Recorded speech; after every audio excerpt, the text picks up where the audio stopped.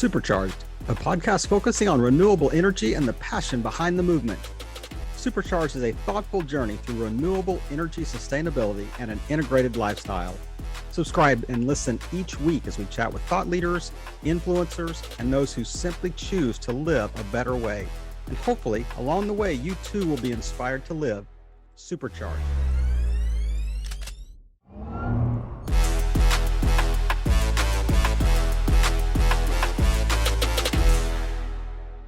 This is Kevin Pruitt with another episode of Supercharged, the podcast I look forward to that really talks about renewable energy, sustainability, and the passion behind it. And I have a very special guest on with me today, Gro Dyrnes. Gro, thanks for joining us on Supercharged, the podcast.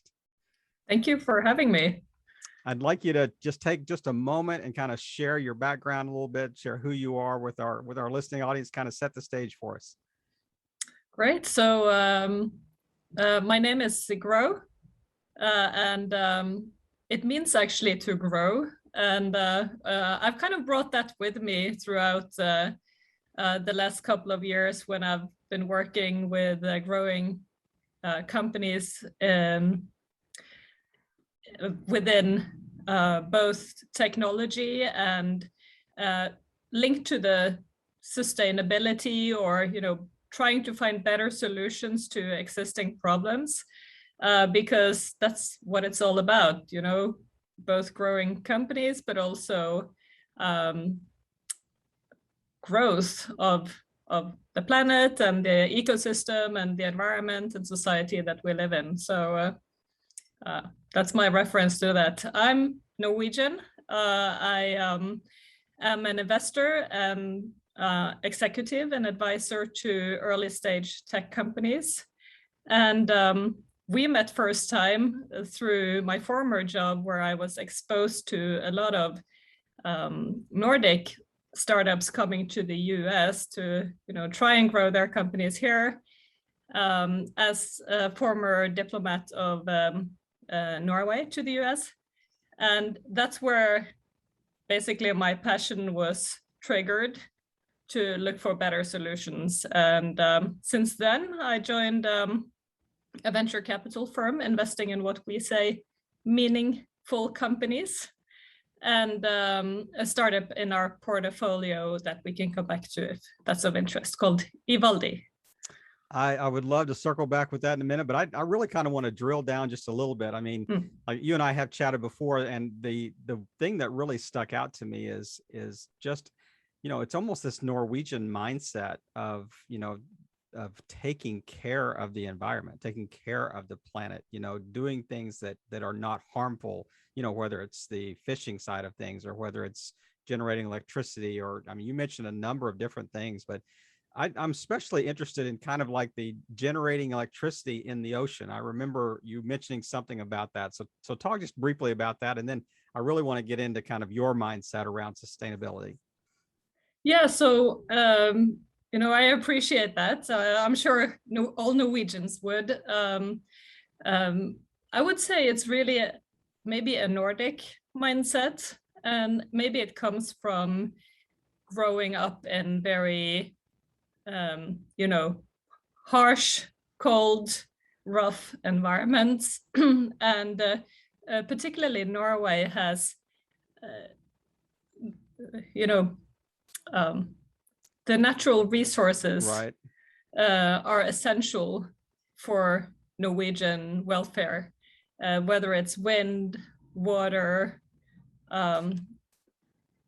nature in general, tourism, so because it's so essential for the welfare system, it needs to be maintained and managed in a proper way.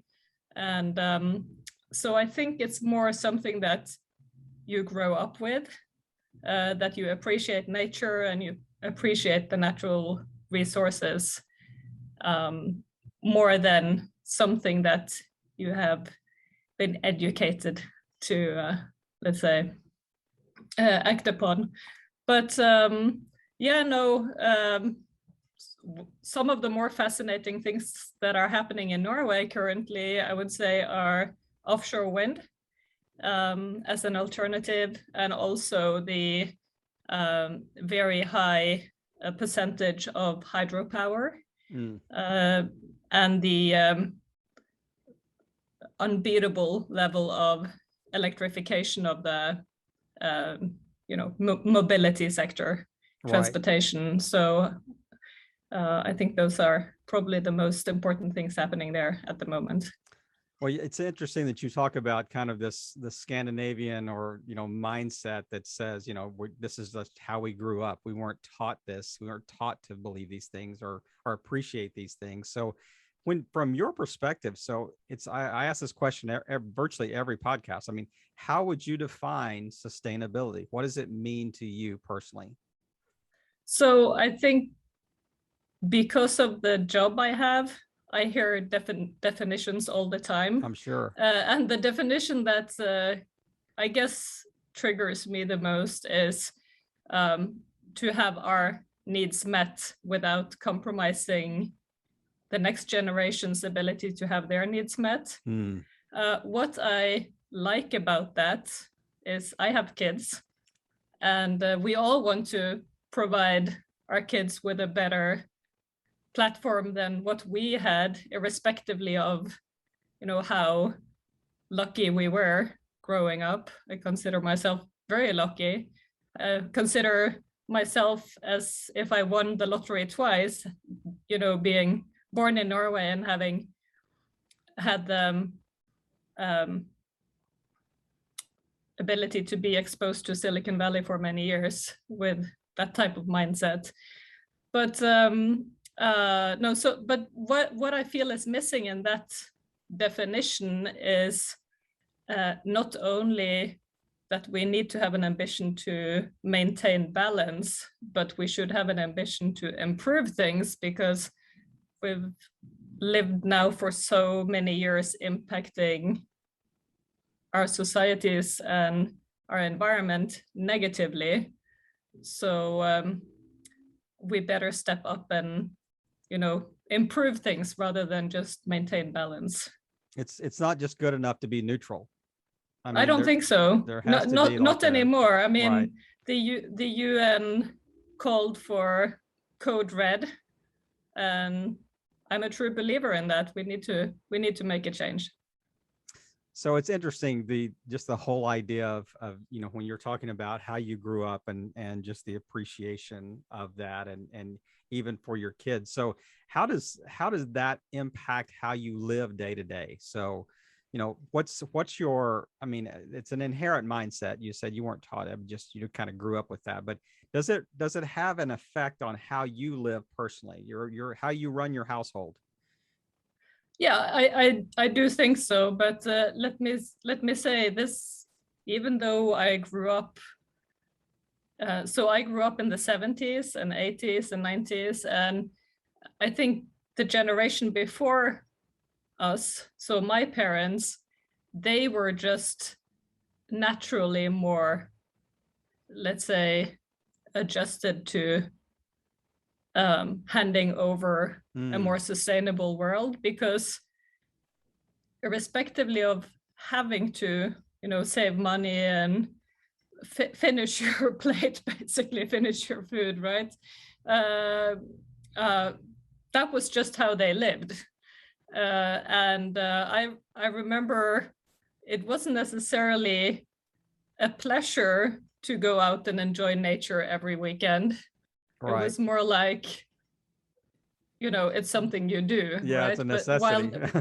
But while now I appreciate it, and it might be age. And I grew up with a mother who already at the time had thrift shopping as a hobby. And I was so embarrassed until the point where she found cowboy boots. This was probably in the early 90s. And that was the big trend. And I was like, cowboy boots so from a thrift shop or cowboy boots? I'll go for the cowboy boots, So I wasn't always so supportive of that growing up, obviously. But now I both appreciate it, and it's more natural for me. So I think, I probably much better than anyone else, but it's natural for me to, recycle, reuse, buy secondhand,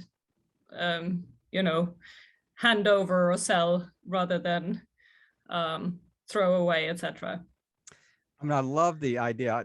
We've done a number of these podcasts, and we've never really talked about like the generation that was before us that out of necessity, they lived this way. It was not, there wasn't this long discussion about we're caring for the planet. That's just how life was, in so many ways. And I really appreciate you kind of bringing that point. But you talked a little bit about, the different, I guess, methods or different resources in Norway and Scandinavia. I mean, one that we talk about a lot is solar. Mm-hmm. This is probably a misnomer. I'm probably making an assumption on but is solar a viable option in the Norwegian countries because of, I'm thinking that, the land of midnight sun. I mean, during the summer, it might be great, but like 6 months out of the year, is it just too dark? Is there not enough to go around, or how does that play? Because I know there are solar options. I know there are solar roofs and whatnot in Scandinavia. So how does that work? Yeah, definitely. So there are just possibly more viable options, right? But you don't, it's for different purposes. So for households, there are great solar options. Both Swedish and Norwegian companies, as far as I know, Ottovo is one of them called, and they do well. They scale out into Europe. However, for industrial purposes, it's more wind, offshore wind, and hydro. So actually, Norway has access of hydropower. Mm-hmm. So it's really the necessity maybe to come up with more sustainable solutions for certain purposes is not as strong as in many other regions. Right. It's like more to make sure that you have a sustainable mix of energy as well. Right. And I think it also, the environment or the location, maybe determines what is the best option, the best alternative, energy source. So when I say hydropower, I mean a lot of rain. Right, exactly. Yeah, there's a lot of lakes and the ocean's there, and certainly. So yeah, I wasn't confusing that with hydrogen, so yeah, I knew. Well, exactly that's actually also a big thing in Norway. It's a big a lot of development and investment from the government side on that. Right. Too. Right. For sure. So when you're looking at, countries that are maybe further south in Europe that maybe don't have the kind of the clean energy options that the Scandinavian countries are, what are you seeing like in Europe, kind of from going from south to north, when you're going from Italy, Spain, Greece, that area, southern France, when you're going north, what are you seeing kind of, are governments transitioning to a cleaner option? Do you see companies stepping up? Do you see individuals kind of taking responsibility? Yeah, definitely. There's a massive movement in Europe, and I think, it's only a matter of looking at the ecosystem around you and use that to find better solutions, right? It's not as if necessarily the Nordic countries are better positioned to identify sustainable solutions. Sometimes you need to have a really huge problem in order to find those better solutions. And I was like recycling and waste management and water management, and there are so many big challenges. Right. And Europe has implemented a new taxonomy which sets requirements to businesses operating out of Europe, what they need to report on. It also impacts their ability to raise funding going forward, etc. So Europe has taken a stance, and hopefully the US is coming after. Right. Some states are already doing it, but we'd love to see many more states follow that follow that guiding. Right. So it's interesting. I mean, if I'm taking all the different pieces, of Grow and putting them together here, when you're talking about the economic side of things versus the ecological side of things. So there's always this kind of dichotomy, this rub, this conflict, between profit and doing good. From your perspective, I mean, how do companies find that balance between, doing good financially and doing good socially, doing good for the environment, that type of thing? How do you coach companies, to have that kind of quadruple bottom line balance? Yeah, and thank you for mentioning that triple bottom line. Is I mean, that's piece of our definition in both Norselab and Ivaldi when we talk about what does sustainability mean for us, because you need to kind of keep engaging all the stakeholders, and employees love to work for companies who or that provide a bigger meaning. Consumers expect consumers expect to buy more sustainable products, or to have that option, even willing to pay more for it sometimes. And investors expect to get their money back, and more than that. And so how do you enable all of these three to work together? And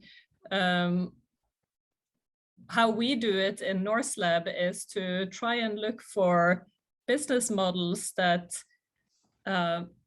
mean that the more you use, or the more you buy of the product, the more you save, and the less carbon impact or job creation you provide. So I can use maybe Ivaldi as an example, which is one of our portfolio company and a company that I spend quite a lot of time with.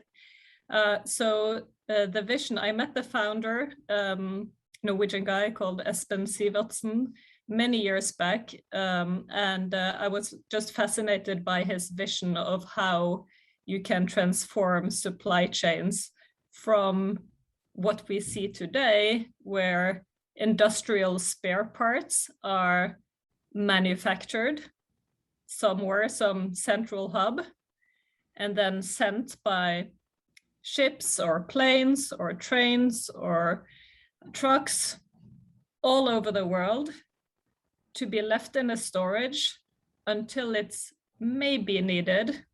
Then they can't find it, or it's the equipment has changed, so it's wasted, or they finally put it into use. So it has massive environmental impact, and it has massive carry cost.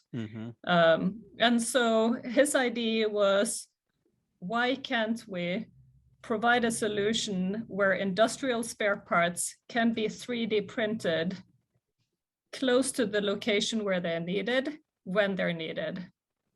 And so that's basically what Ivaldi is doing. So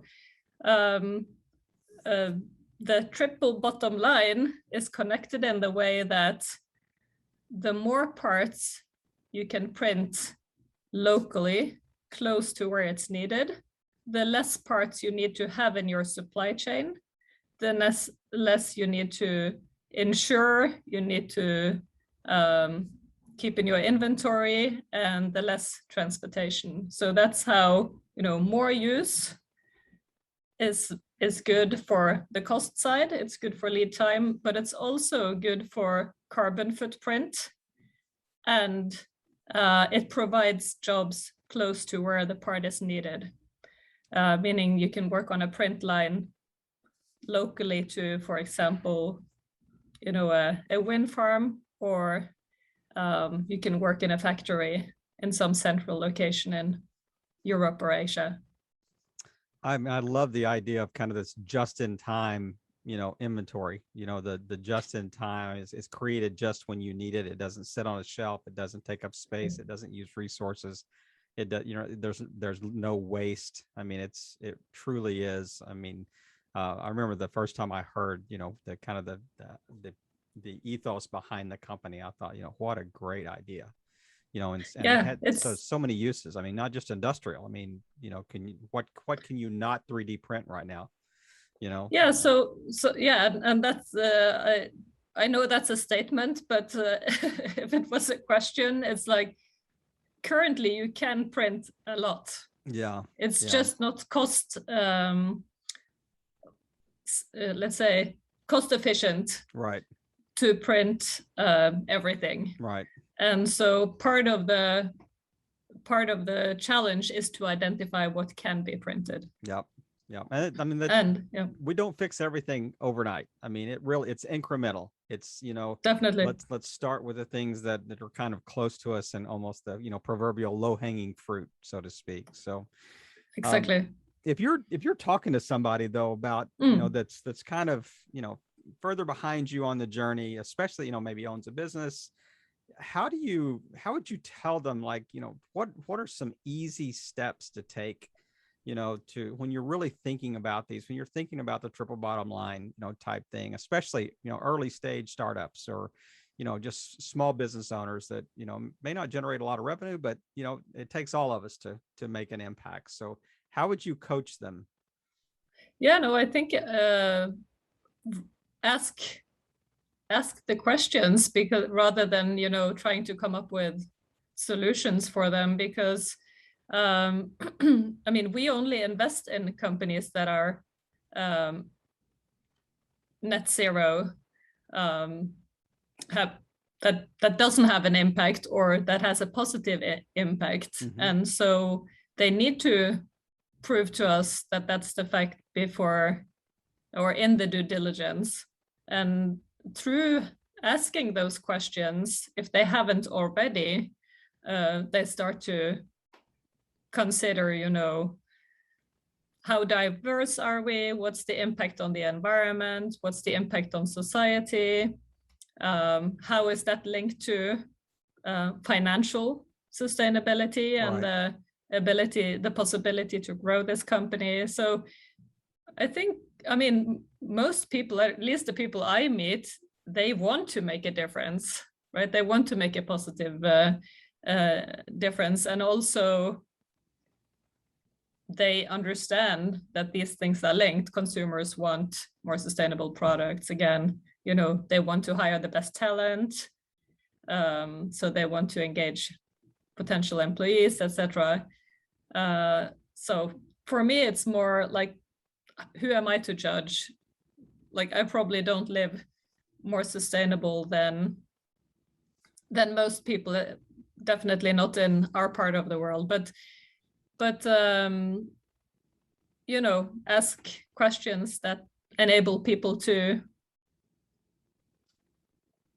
find solutions that are motivating to themselves. I think one thing is to always ask yourself, what could I do better? But if you set the ambition too high, it's demotivating. So I'm a big supporter of, giving it a thought and really try to form a new habit, rather than being cruel to yourself because you're not, investing your life in necessarily, being the most sustainable, or being even like being better than you can be. Right. The comparison is what was I like yesterday? How right is tomorrow going to be different than today, type thing. So have you, from your perspectives, like when you look at, say, the Gen Z out there, or Gen X, Gen Z, it's interesting, you're exactly right. I mean, I agree with you anyway, that they certainly want to work for companies that have this mindset that are doing good. but personally, do you see them like, are they buying more electric vehicles? Are they putting solar panels on their roof? Are they recycling more? Are they doing things personally that kind of matches what they want these companies to work for as well? I totally think so.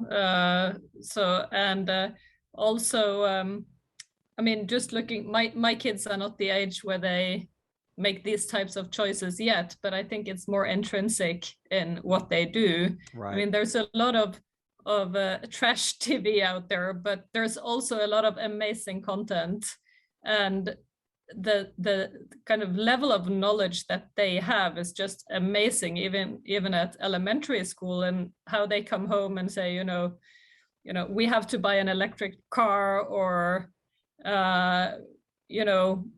you put that in the wrong bin, or it's more, it's intrinsic in them, and I would say particularly maybe on the societal side, where they are much more aware of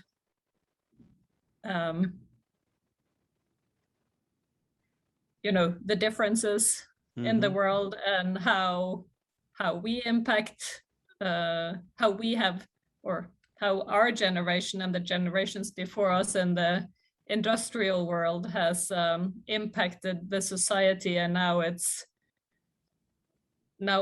time to behave better, do something different. Absolutely. Do something different.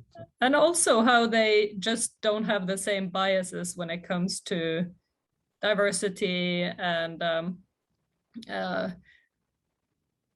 let's say inclusion. So more societal sustainability, like accepting that people are different, and not even seeing that we have different colors, right. For example, colors, or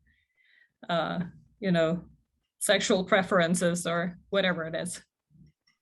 Well, Gro, as we wrap up today, I just really appreciate you taking time today and just kind of sharing, obviously from a 50,000 foot level, from business culture and corporate sustainability, all the way down to the kind of the personal level as well. Is there anything that we haven't touched on you just kind of want to wrap us up with today, and then just ask people or just tell people where the best place to find more information about Gro online? Well, so if you want to learn more about what NorseLab is doing, the venture capital firm that I'm part of, its website is norselab.com. And Ivaldi, if you want to investigate how you can have your spare parts printed locally on demand, it's ivaldi.io, ivaldi.io. And or follow me on, or link to me on LinkedIn. Yeah, I guess those are the ways to find more. That's where we first connected, and Gro, it's been a pleasure to connect with you and just hear your story and hear the background and the why behind, just why and how you're passionate about this movement, about this, like I mentioned, sustainability, renewable energy, and really the passion behind it. Gro, thanks for joining us on Supercharged. Have a great week. Thank you so much. You too.